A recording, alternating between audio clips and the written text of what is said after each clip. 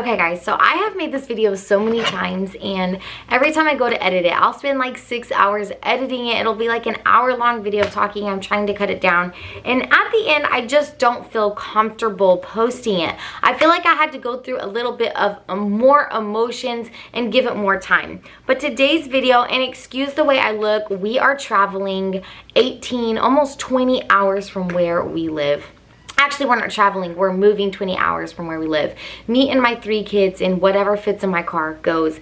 I'm telling you, that is not something that I usually do. It's out of the ordinary. So we are in hotels for the next 3 nights, and I'm just trying to catch up. I have my planner, my to-do list, and this video is something I've been wanting to post, and it's my 3rd time recording it, so hopefully I post this one. So let's start with who I am. If you don't know and you're seeing this for the first time, my name is Mackenzie. I have 3 beautiful children. The first child I had at 16 with my boyfriend, and then we got married at 18, had another child, and then at 21 had another child. Then I got my tube side. So I was done having kids by 21.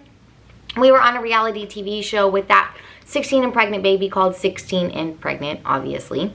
I was 16 and pregnant, and then we were on a show called Teen Mom 3, and then there was like a gap. I come from a really amazing family, and one of my best friends in life is my mom and my sisters. My mom got diagnosed with stage 4 lung cancer, and it kind of took us all by surprise because she was super healthy. She was a marathon runner, never drank, never smoked, ate super healthy. All she drank was water. It was just really took my life by storm. And then I had marital problems, and then I became back on a TV show. I am now on a TV show called Teen Mom. So you can say that I had a really rough year. Now, one of the roughest years of my life was right after I had my 3rd son. I got my tube side, and I went through very bad postpartum depression. I made some not so good choices in our marriage, and we got back together. When my mom got sick, I kind of just like kind of became my own person, like only cared about just spending time with her, and I was just super mad and super anxious and scared all the time that she was going to pass away. And then my husband made some bad marital problems, and then I made some really bad marital problems, and it kept going back and forth. So our marriage was just not good. I'm not going to go into detail. That is for another video. I just kind of want to explain a background of kind of why I had a really hard year. And then my mom passed away in December, and I just kind of remember like this dark cloud coming over me when I watched her take her last breath. But you know, I really tried to see the good in life. Like, I'm super blessed that I got 25 years with such an amazing mother, and that I have all those memories to look back on. But after that happened, things just kept getting worse, and my life kept getting darker, and it was super hard. Okay, and now what this video is all about, and it is about my experience with antidepressant medications. And here is a quick disclaimer. This is my story, and this is my personal experience. I would love for you to be able to share your story and your personal experience in the comments below, but this does not mean that you should stop taking medication. Medication is not for you, or that you should. This is just my story, and everyone's body is different. So a little bit about my character, because it's really important in this video. Hyper, I'm known for my energy. Every day I wake up and I just have goals. I have a to-do list every night before bed. I wake up, I run, I teach cardio classes, I take my kids to school, I clean, I cook. Like, I'm moving all the time, and that's just how I am. If I'm in the room, I'm probably the most energetic and the most loudest human in the room. You know I'm there. That is just me. That's what people know me for. I'm free-spirited. You know, I don't stress about a lot. I just kind of like make stuff happen. Obviously, I just loaded my kids in a car, and we're moving 20 hours down the road, like 5 states away. Once again, that is going to be the next video, so stick around.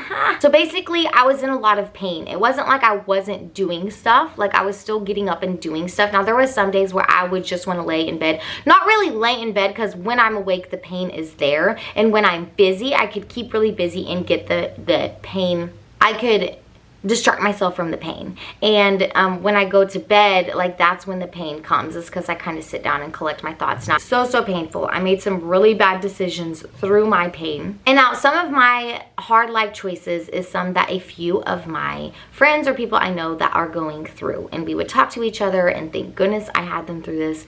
And they started taking antidepressant medication or anxiety medication, whatever it is, and they were a whole new person.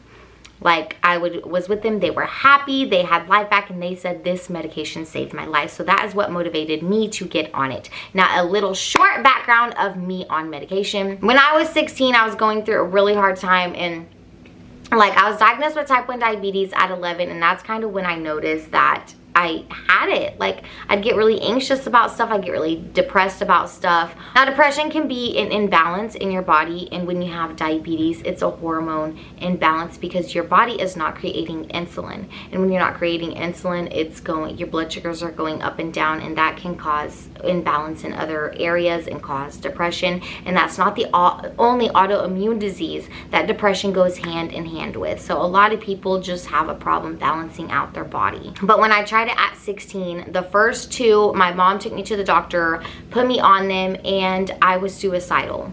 And then another one made me a zombie. And then when I was pregnant with Bronx, I went through a really hard time because we were broke, okay? We were poor. We tried every kind of way to not get pregnant, and we had Bronx. And then when we had him, when I was pregnant with him, I'm like, we have no money. We don't have a plan. And that's kind of like one of my biggest regrets in life is how I treated Josh through that pregnancy. It was awful when he was happy. But when I was pregnant, I had 2 medications. So this is 3, 4, 5. And these 3 were a horrible experience. And they say sometimes you got to go through medications to find the right one. So this is 5 that I have tried, and those 2 knocked me out until the next day. So what I would do is I'd take it at night, and then the next day it'd be 2 in the evening, and I'm still knocked out. Josh is at work, and I have 2 toddlers in the house. So I was not able to raise my kids, and that's not doable. It's just not doable. And I would give it a few months, and then it did not work. I'm just gonna tell you that. And this is just kind of my background. So I just want you guys to know that yes, I have tried more medications. Okay, moving on to like today and age. After my mom passed away and my marriage just kind of took a hold, and then getting back in the public eye and all these like false rumors, some half true, some not true, it was just really humiliating. I couldn't even walk to Walmart, and the pain was just so horrible. The pain of what I did to my husband, the pain of what my husband did to me, the pain of losing my mom. It was really, really bad and dark. And I remember just like biting a pillow at night and going, I just want the pain to go away, please. I just want the pain to go away. Guys, the fan just turned on and now it's so loud. So I had to switch to the kids' room. The kids have their own connecting room, and then this is mine, but we all slept in the same bed last night. I'm traveling with a film crew. So I got on bupropion, and I tried it for 2 months, and I did not feel any difference except insomnia, and night times are when the scary thoughts come. So I just decided that like that didn't have any negative side effects, which kind of gave me hope. Because I've always saw medication as a poison drug, but I saw that it also can help a lot of people. So and this was like my last resort. So I went back to the doctor. She put me on a medication called Celexa, and she told me this is a mood enhancer. And remind you, this is the doctor that she told me to try to go on a walk every day and drink water as a first resort. So the reason why this was frustrating is to walk you a little bit through my days. I was trying everything possible first. So I do want you guys to try that. I do want you guys to know that like I was trying. I eat healthy, I drink plenty of water, I wake up and run, I read my Bible, I go self-development, and it's just like nothing was even taking any kind of edge off the pain, but maybe my head just wasn't in the right headspace. So I went home. She put me on the lowest dose of Celexa because I told her how scared I am of medication. She put me on the lowest dose, and I took it home and I cut it in half. So I was taking 5 milligrams. She wanted me to be taking 10. So it was such a painful time. And the first night, my brain was tingly and numb, but to me that was amazing. Like, it took my pain away, and I slept.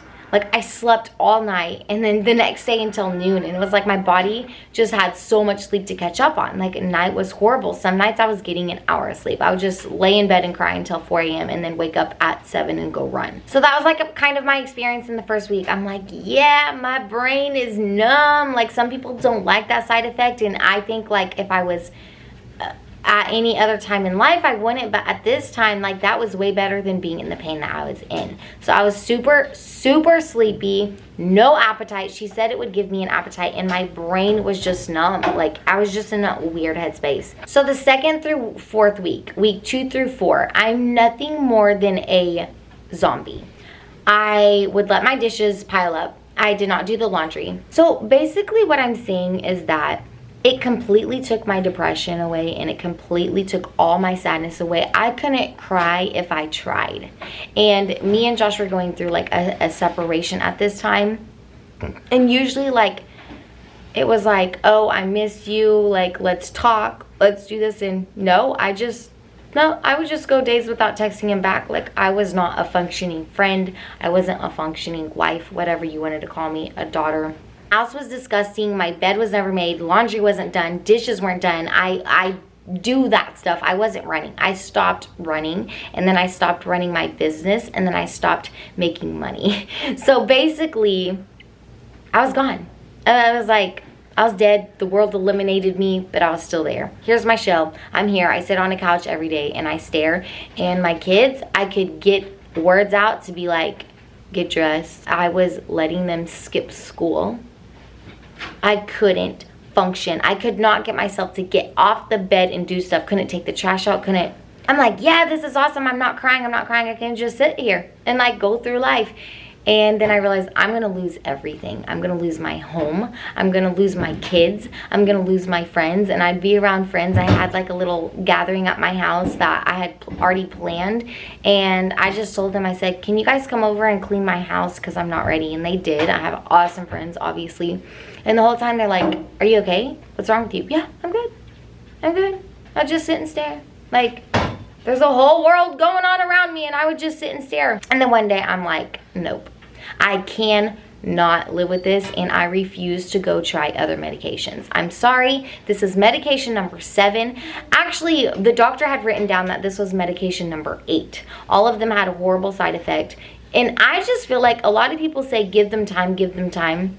Did you all not hear what I just said? I was a numb walking zombie for 4 weeks and couldn't do my dishes and couldn't run my business. I was losing my business. I'm not going to give that time, and I'm not going to go back and try another medication for those side effects to possibly happen. If you are a business owner and you stop running your business for a month, you're like a freaking year behind. And I'm playing all this catch up with YouTube, with Body by Mac, with everything, and it's just awful. Moving on, I get online and I look up withdrawal experiences, and they say that the withdrawal experiences are actually really bad, but I never moved up. This is still the lowest dose cut in half, and it was that poisonous to me. This is just my personal experience. It was the worst thing that I ever did, I ever took. I didn't have suicidal thoughts. I didn't have dark thoughts. It just robbed me from any emotion. So yes, it took my depression and sadness away, but it also took my happiness away, which was leading into depression again. It took my happiness, my hope, my joy, my motivation, my goal, my energy. Like, I had no energy, and that's robbing my identity from me. So looking up the withdrawal experience kind of really scared me. They're like, it's literally getting off a drug. And I'm just sitting here thinking, I'm all for people finding their life back and getting on medication, but I don't feel like this can be good for you. If it can zap your brain the way that it did mine, if it can rob life from you the way that it did mine, there's something in this drug that can't be good for you. But then some people, like, I guess it's balancing their life back. So I'm not against medication if it's working for you, because I'm here to tell you, if this medication worked for me, I would be on it. But this was not okay for me. So I get off, and instantly, within 2 days, I was able to quit cold turkey, because when you wean off, you don't want to quit cold turkey. You want to like go to half a pill or half the dose, and then half a dose every other day. And I was already on just the lowest dose cut in half, like I said. So I just quit, and I am 2 weeks off of it. And I first made this video when I was 3 days off of it, because I finally got my energy back. I went on a jog, and I'm like, I'm making a video. I'm telling the world about my experience. It's gonna be an awesome video. But I felt like I had to give it more time, and that's one of the reasons I felt uncomfortable posting that video. So now I'm giving it more time. Here I am. Hi, how are ya? And guys, I'm so freaking happy. Like, I started feeling my energy again. I started eating healthier foods. Like, it made me crave kind of just like the junk food that made me feel junk. I remember like getting out this notebook and writing down Every night before bed, I write a to-do list for the next day for like business and kids and all the stuff I need to get done. And I was just, my brain all of a sudden collect its organization. It collect its motivation, and I had energy, and I was making TikToks and I was dancing, and my kids, I could just like see that like, they're like, we have our mom back. So the biggest question here is how I'm gonna cope from here, because obviously the pain is still there. So I decided to rule out medication and start meditation. Like literally, I have to learn how to cope from here. So I did go to a doctor, and I got like my blood work done. I kind of seen where I was, loading up on vitamins. One vitamin that type 1 diabetic specifically, and a lot of other people lack, is vitamin D. So I got vitamin D in me. I got magnesium that's helping with my sleep. There are natural herbs that you can take. There's natural things that you can take without the side effects, and it's going to help level your body out. But sometimes we have to just understand that it does live within us. Like, I changed forever the day that my mom died, and I get sad sometimes, but that's okay to go through the emotions. Like, I'm allowed to invite it to come sit by me. Okay, right now I'm crying. I really miss my mom. I'm gonna invite this to come sit by me. Okay, we're sad. Let's be sad and let's get through it together. Let's cope. Because not feeling at all, like, I do not want to depend on something. And if I was to be on that for years and get off, some people go back into a deeper depression than they were before, and they just cry. They can't handle it. And to me, I don't want to become dependent on something. I'm going to do this. I'm going to be strong, and I'm going to learn to cope. Like I said, 2 weeks in, and it's been okay, because now when I feel that pain, I'm like, it's okay, Mackenzie. I'm human. Other people have been here, and I'm able to turn it off. Like, I'm able to turn it off or get through that time. And it's okay. Like, I'm so happy and I have my energy. So maybe that is kind of what I needed to go through to give me this, which I'm still playing catch up on business. But that's what I needed to go through to give me this appreciation for the energy that I do have. So anyways, that is my personal experience. I don't want to persuade you to make any choices, because what works for me or what doesn't work for me could not be you. We all have different bodies. I just wanted to share my personal experience. I will never ever touch medication again because of what it did to me. It was actually very scary. But I want you to share your experiences in the comments below, because like I said, what motivated me to do this was other people who did it and it worked for them. So if it works for you, if it didn't work for you, I'd love to hear your story below. So thank you guys for following me, and continue to follow me, because I'm going to be making a lot more videos about our journey and what we're doing, and love you guys so much.